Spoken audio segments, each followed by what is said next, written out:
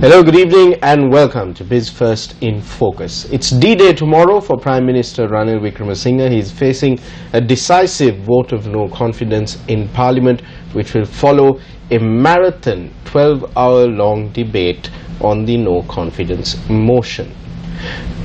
While that is happening in the political arena, how is Sri Lanka faring economically? How are the government's economic reforms delivering on the results that were promised? To discuss this and more, we're joined by Travis Gomez and Nimesha Jayakodi from Frontier Research. They're both product heads at Frontier Research. Thank you very much, Travis and Nimesha, for coming on Biz1st in Focus today.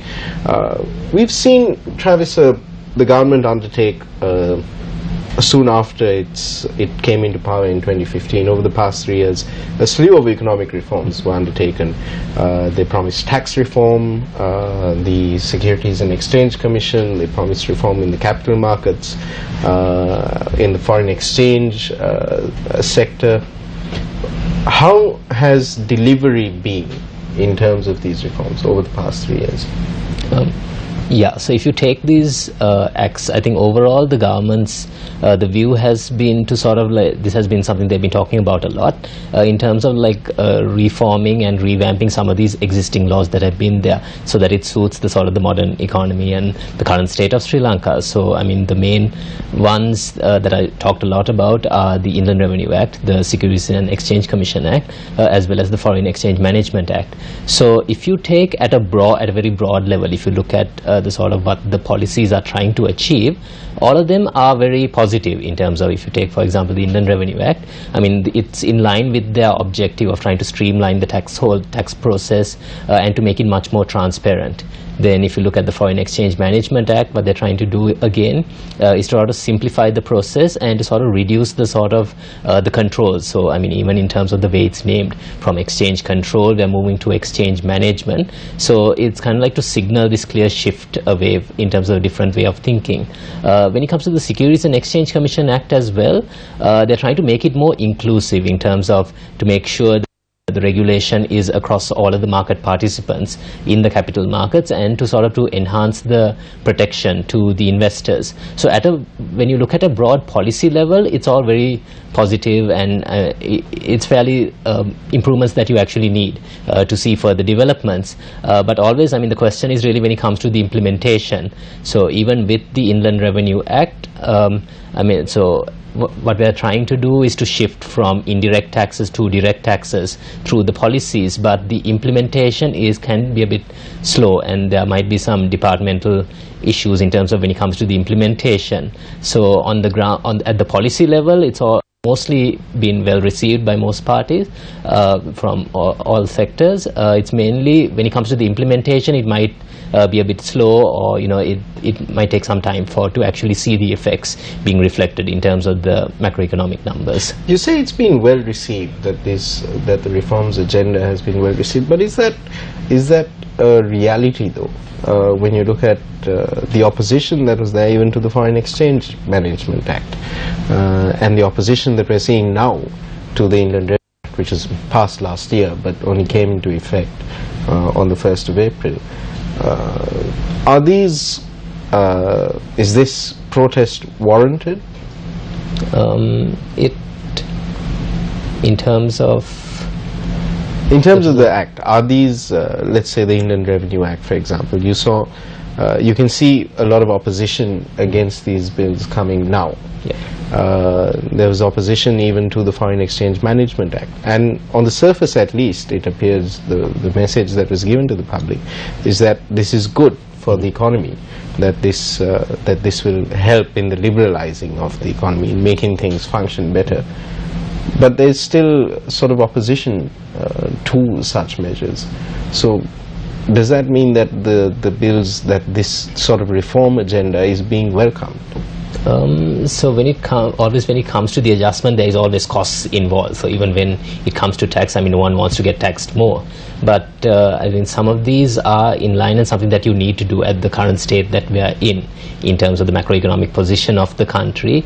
These are necessary reforms. So in terms of, if you take the Inland Revenue Act, I mean, you need to see this shift happening in terms of our revenue to GDP is quite low compared to other comparable countries. So there's a need to increase that. So the way they're going about it is by sort of broad basing the tax base, and through that eventually to sort of reduce the tax burden on individuals by making it more broad based. So at a broad policy level it is, but I mean, to get to that stage in the interim there can be pain in terms of the shifting of those tax burdens from the different groups.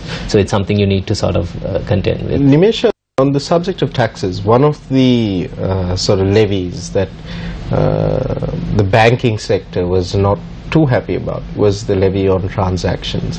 What is the current state of this levy on transactions? It was proposed through the budget, but it's not been implemented as yet. They are actually still discussing the proposal. The banking institutions with the regulations, they have been discussing right throughout this past few months. And I think the outcome of these discussions is that the transaction levy is more likely to be enacted.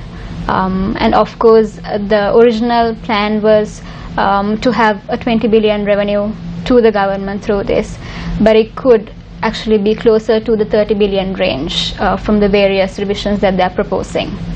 So what are the transactions that this levy will apply to? Is it all transactions across the board? There was a lot of confusion regarding whether it's cash transactions, non-cash transactions, or both of it. So I think the specific portion that is going to be taxed is not yet properly decided. But I think more likely than not it will be based on the total transaction value. So now the government is expecting revenue of 20 billion, yes, from the transaction levy on banks, and if I believe a few days ago the Minister of Finance said that the changes that have been brought in through the Inland Revenue Act will boost government revenue by a further 30 billion. Are these realistic targets? There is a lot of questions, concerns whether these can be implemented. It's not really the policy that is in question, but of course the implementation of it. You increase the tax net. Are people going to avoid taxes more?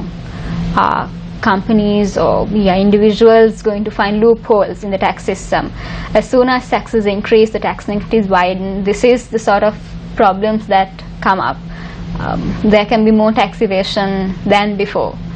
So whether or not this 30 billion increase is going to come through to the government depends on how well they are going to implement what they've been talking about, how the administration will actually get into this and target who needs to be targeted, and how the collection process would work, whether it's simple enough for people to understand it and be willing to get into the tax net.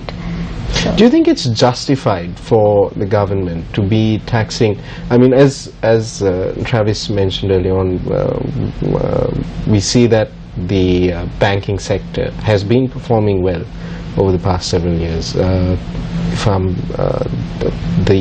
the financial year 2017, Bank of Ceylon has reported a profit before tax of 30.3 billion rupees. So these are vast sums of money that the banks are taking in at a time when the economy has been slowing down. Over the past 5-6 years, the economy has been slowing down. That growth rate has been getting smaller and smaller. In such a backdrop, do you think it's right for the government to be taxing the banks that are making these sorts of profits? Well, of course, the reasoning behind is from the government's end is, of course, that the banks are profitable enough and that the banks are resilient enough to be able to pay up this tax, which is exactly what Travis was saying. They are targeting those who can pay, simply saying. So why not take in the banks is the question that the government has raised. So if you look at the banking sector performance over the past few years, they've been quite resilient. They've been earning profits. Their profits have been growing right throughout, whether it's the war, the droughts, all the other weather changes, the elections. Banking has been a sector that has been resilient to all this. They've overcome the challenges quite well. So if you look at, you say that the economy has been slowing down, there has been a slowdown, so of course this has affected banks as much as it has affected the other sectors. But given the strategies of looking at alternative revenue sources, not simply looking at the net interest income, which is the traditional revenue source, they are looking at fee-based income, they are looking at what they can do with digital avenues and how they can cut costs, whether so many branches, so many people are required to run these operations. So all of this has helped them to keep their profits up. Do you feel that this levy will have a detrimental effect on the growth of the banks? Is it difficult to say? Yes, it's difficult to say, of course, but what I feel is, like they have been doing in the past, banks will probably be able to take it up and absorb this levy. I'll come back to that in a second. There's an interesting saying, from the point of view of the government: if it moves, tax it; if it stops moving, subsidize it. Is that the sort of policy that the Sri Lankan government too has adopted? And as Travis and Nimesha were talking about, implementation has been where this government has been found wanting at the best of times. All this and more coming up after the break. Welcome back to Biz First in Focus. We're in conversation with Travis Gomez and Nimesha Jayakodi from Frontier Research. Travis, when we left off, we were talking about the problems that the government is facing in implementation, whether it's the Indian Revenue Act or the Foreign Exchange Management Act or the Securities and Exchange Commission Act, which has been gazetted but has not been adopted as yet. When you look at these bills, these reforms that are being undertaken, do you think that the government has the capacity or the capability to implement, to see through the implementation of these reforms? If you take the Inland Revenue Act first, I mean, in terms of what they're proposing is alongside the simplification. I mean, if you want to get more people on the tax base, one thing is you need to make it very simple for the people to do this. So one system that they've implemented is the online platform for this. This is called RAMIS. And if you take last year, we've seen that implementation of these platforms where you can just go to that online platform and just fill out your details and it's all done. We've seen that having an impact. Incrementally, there has been an improvement because of this. So making sure that things like that are rolled out properly and that there's proper education to the public, I think those sorts of incremental things can actually improve things rather than putting a lot of manpower resources into it. I think those sorts of technological solutions can make a big impact. But one thing that we kind of observe is that, I mean, at the policy level, these are all very positive, but when it comes to the implementation, particularly at the departmental level, when it comes to the Inland Revenue Department, they've been somewhat dragging their feet with regard to this, and they've been a bit slow in terms of adjusting to, even when it comes to the Inland Revenue Act, which is now in effect. I mean, some of those changes have not fully gone through, and there's still a bit of uncertainty with regard to how the application of some of the taxes are, particularly with regard to the corporates. So it's a lot to do with that. Then if you take if I shift to the Securities and Exchange Commission Act, so one thing that they've been doing with this new act is to broad base the regulatory coverage of it. So previously the focus was very much on the basically the intermediaries of the capital market, so those are the brokers and the counterparties and the exchanges. Now with this act, they are basically broad basing it to include more of the supplementary services. So apart from the brokers, it's also you are capturing like the investment advisors, then the auditors, then the valuers. So it's capturing a much bigger segment of it. So as a result of it, also that means that the Securities and Exchange Commission should have the sort of the institutional capacity to manage all of that, because there's they've kind of widened their scope. So when you say the scope of the Securities and Exchange Commission has been widened through the proposed act, which proposed bill, which is being gazetted, in what sense has it been widened? Is there are we going to see a more regulatory focus in terms of the stock exchange now? So if I take a few policies that they've implemented, so one is with regard to when it comes to public issues. So in general, if you're a listed company, when you're going for a public issue, say you're going for a rights issue or something like that, if you're or you're raising capital through the capital markets, you need to make a public offer, and there needs to be there's an approval process. Now with this act, what they're doing is they're extending that coverage to include private companies as well. So even if you're a private firm, if you're making a public offer, you would need to get approval from the Commission. And at some of these forums where this is being discussed, they've highlighted even things like crowdfunding would actually come under this purview. So at the moment, there's a bit of uncertainty with regard to how this policy mismatch there between, let's say, for example, the stance that was adopted with the Foreign Exchange Act and the sort of more regulatory focus that has been adopted with the Securities and Exchange Commission Act. Do you see a mismatch in policy? Yes, that's something that has actually been pointed out as well. So if you take the Foreign Exchange Management Act, I mean, just by in terms of the changing the name from from exchange control to exchange management, I mean, they are signaling a sea change in terms of the approach, where previously the situation was that the banks maintain these accounts, but the central bank basically restricts what you can do with your foreign exchange. Now, well, under this new act, the central bank is basically giving the power to the banks, so they can decide in terms of whether to approve or disapprove of certain transactions. So in that sense, they've been reducing the sort of the regulatory cover from the regulator's point of view. Whereas when you take the Securities and Exchange Commission Act, they've kind of gone in the opposite direction, where they're kind of increasing the regulation. So I mean, if you look at it from the regulator's point of view, partly it is in response to some of the misdeeds that have been happening in the past, and where sort of investors have been affected as a result of that. So I think there was a feeling that in the past things were a bit more lax in terms of the regulation, but now the sort of the danger that we might be facing is that we're going from a position of being under-regulated to being over-regulated, where so that's the sort of trade-off that we have to deal with. Nimesh, do you agree that we're moving from under-regulation to over-regulation? Yes, when it comes to the SEC Act, of course, at a lot of forums there have been concerns asking if we are ready to take up this new act, which has a lot of regulations, a lot of restrictions. Many people are covered under this. So are we ready yet? Is Sri Lanka ready yet? Should we not develop our market before actually trying to over-regulate it? So these have been the questions that have come up. This act, I believe, has been modeled based on some of the regulations in countries like Malaysia, Singapore. So they're trying to bring in the best practices, but we have to ask the question, of course, whether they're ready without developing our market, without making it bigger, to kind of get into an over-regulated market, and which may hamper the people's ability or the people's willingness to actually get into the market. For a long time in Sri Lanka now, we've been talking about the need to develop our capital markets and to strengthen our capital markets, have more diversity in terms of financial products that are on offer.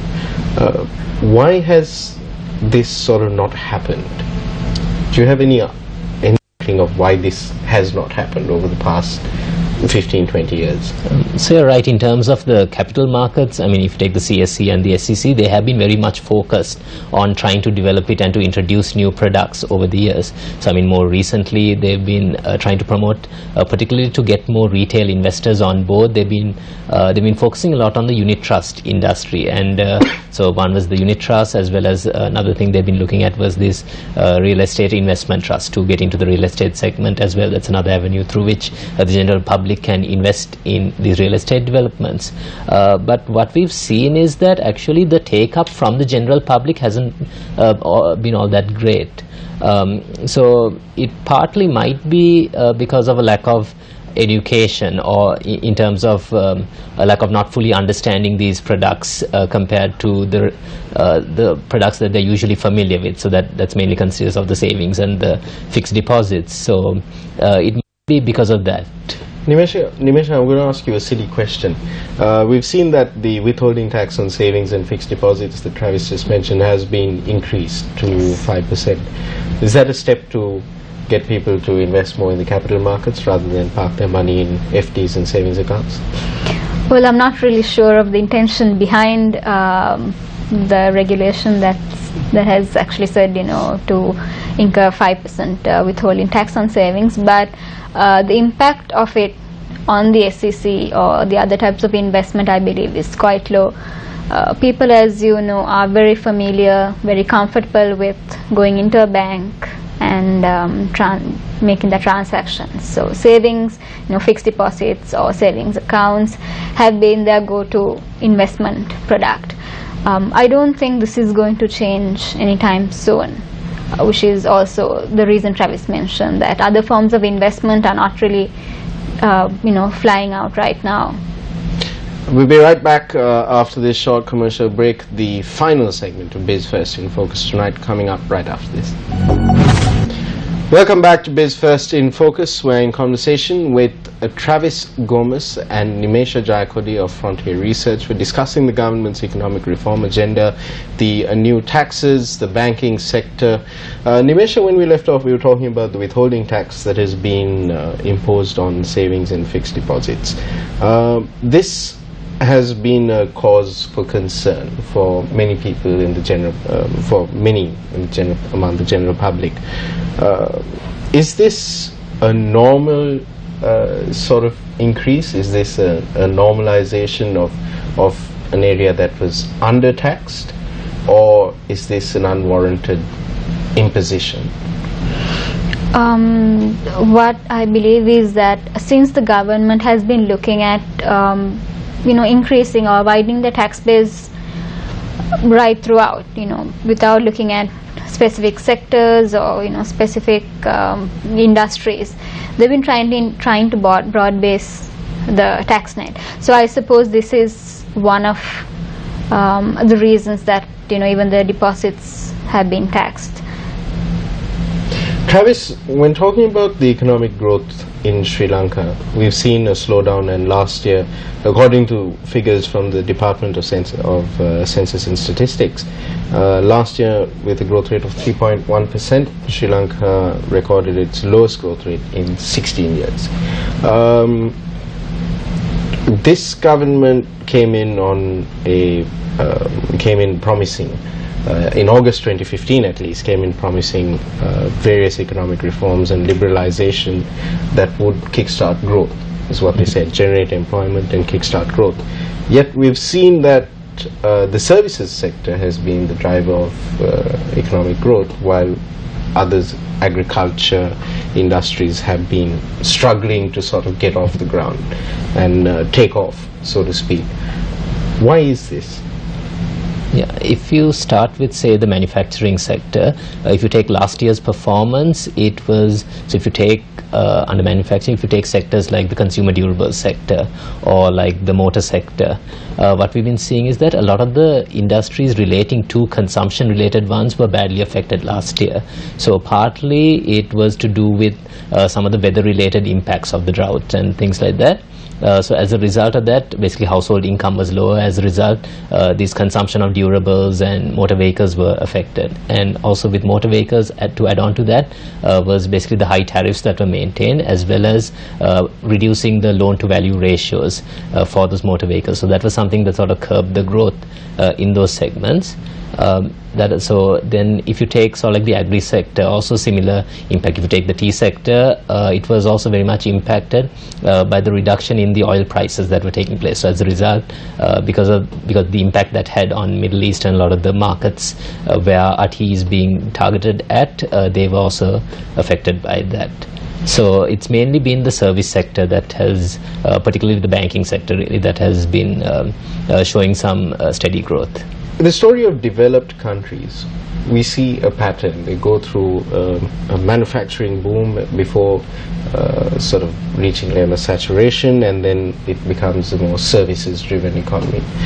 Do you think that this is an anomaly when it comes to Sri Lanka, that in spite of being a lower middle-income country, which should by all indicators, be more heavily focused on manufacturing industries, agriculture, etc., that we are an economy that is driven by services. Is this an anomaly? So it's partly, I think, to do with in terms of our education structure and in terms of the sort of the sectors that people go into in the jobs market. So if you take our jobs market, I mean, there's a lot of job opportunities in, a lot of that is focused on the service sector. If you take IT or whether it's accounting or the finance field, so it's partly to do with that as well, where it's because those are areas where we do have like a competitive advantage. So more recently, what we've been seeing is there's been a pickup in these KPO, BPO type of operations where Sri Lanka does have a advantage in. So I don't think it's necessarily a bad thing in terms of because I mean there are different viewpoints on it. So I mean the traditional, like the economic view is that first you need to go through this sort of industrialization process where I mean once you sort of develop, once the economy has sort of developed to a certain stage, only then can you sort of go to this service transition to the service sector. Yeah, but in our case we kind of sort of leapfrogged it to a certain extent, which is not necessarily a bad thing if you look at it from sort of like an environmental perspective, because when it comes to sort of like those industrialization and if you're going down that path, it's also kind of very costly in terms of the environment. So actually from our point of view, focusing a lot on service sector. So I mean the great opportunity we have now is with regard to the tourism sector. So that has a great potential for going forward to really develop the country, because if you take in terms of our foreign remittances, it's been coming down because of the situation that's been in the Middle East. So the contribution from that has been going down, while there's much more potential from the tourism segment to go down, so to go up. So yes, and also one other reason could be the level of volatility in the agricultural sector that we can see with the related issues and things like that. So a lot of people, as Travis said, are moving into the service sector. If you ask a farmer's son whether he would want to continue farming, it would probably be a no. He would like a more stable job where he can get a monthly salary, a fixed salary for his effort. And of course the other reason is also that the cheap labor is really not something that we can see in Sri Lanka anymore. Nor is, if you look at the construction sector, even in the construction sector, the garment sector, finding labor has become very difficult. The type of job that these sectors offer are probably not considered as dignified as working in the service sector. So this is sort of the perception that people have been having and that people have been moving into. So this is the reason that probably the service sector has been growing. So do you think that it's a good thing to have leapfrogged that industrialization and gone into services that grow? Is that a good thing? You said it was not necessarily a bad thing, but is it a good thing? Is there a positive to it? Yeah, if you look at it, of course, what you need to look at is the overall growth and the overall prosperity. How well has the economy been accepting these? How well it has been growing? Are we doing the right thing in terms of connecting with the international or the global markets? So rather than looking at a specific sector, whether it's agriculture, manufacturing or service, if you can see what are the niche markets, niche industries where you can work on. Even in the agricultural sector, if you look at the value-added products, it is something that globally which has a demand globally. So if you can get into these areas rather than segregating among these sectors, it could be a good thing, whether you're in the service sector, more in the service sector, or more in the agriculture and manufacturing sectors. You have to look at the niche markets. Travis and Nimesha, thank you very much for taking time off your busy schedules and coming on Biz1st in Focus. It's been a very enlightening and enriching discussion. So once again, thank you very much. Thank you, Nimesha, as well. That's our show for this evening. I'll see you again on Friday on the Review 360 at 9:30. Good night.